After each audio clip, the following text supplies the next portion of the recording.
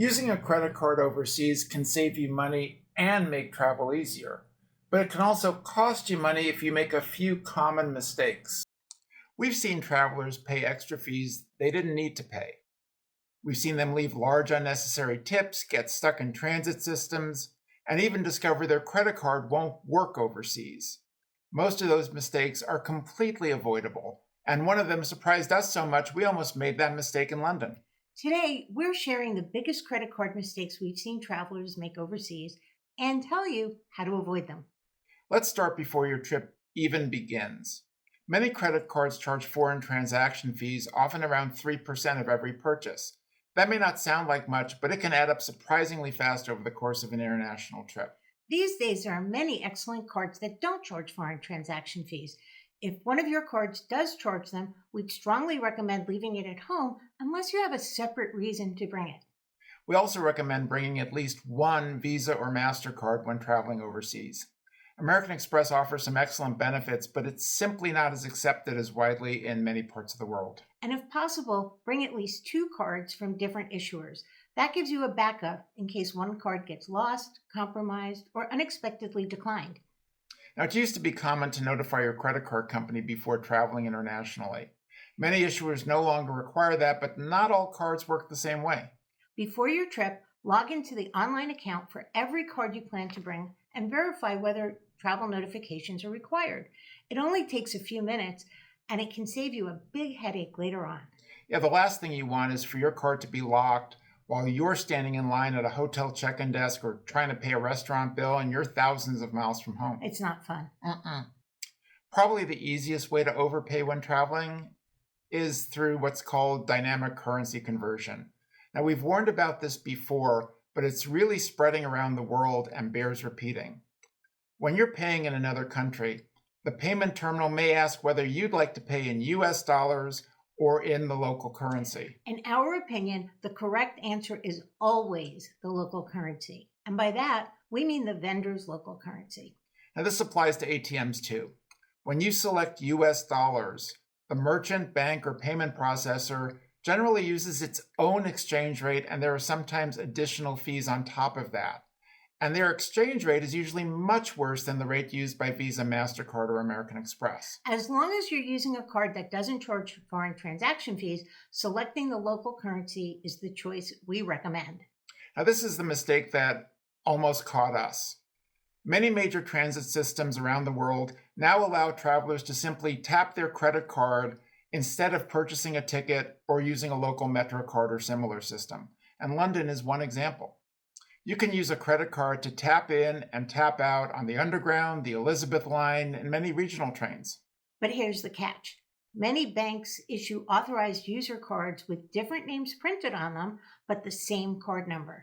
Now, if two travelers try to use cards with the same number, the transit system may not recognize them as separate passengers, even though the cards have different names.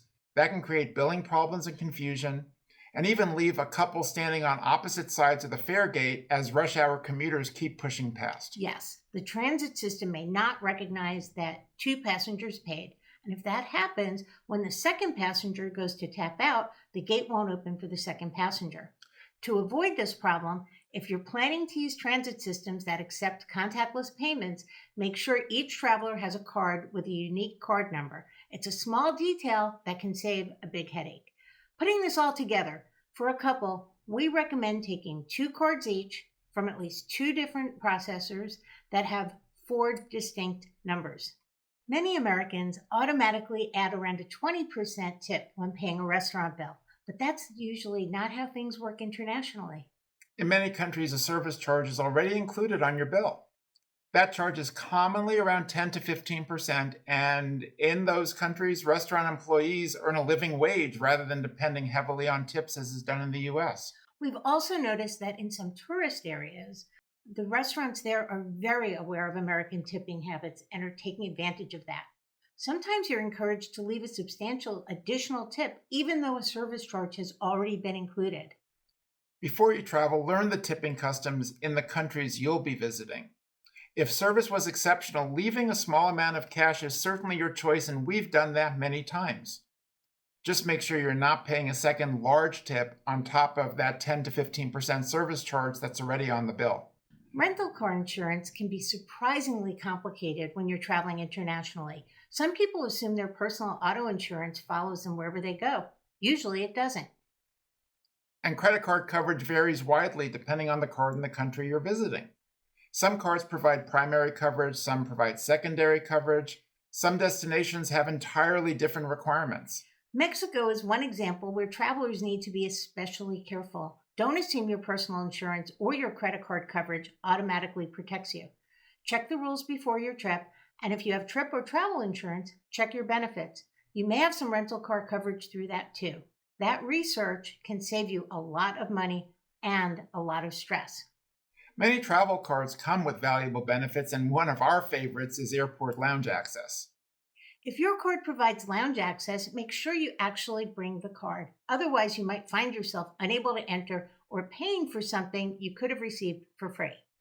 Now, we use airport lounges frequently, especially during long travel days and flight delays. We're planning an entire video on airport lounge strategies in the future. There's one final topic we think belongs in this discussion: travel insurance. Especially if you're paying for non-refundable flights, hotels, cruises, or tours, we encourage you to seriously consider it. We travel enough that we actually purchase an annual policy and have for years. And we've seen firsthand how valuable it can be when something unexpected happens. We also have a separate video on travel insurance. If it's available while you're watching this, you'll find a link at the end of this video. Now, what's the biggest credit card mistake you've seen while traveling internationally? And have you ever been surprised by a fee, exchange rate, or travel benefit you didn't know about? Please tell us in the comments. And if you found this video helpful, please give it a thumbs up and subscribe to our channel, Better Living After 50. And remember, better living starts now. See you next time.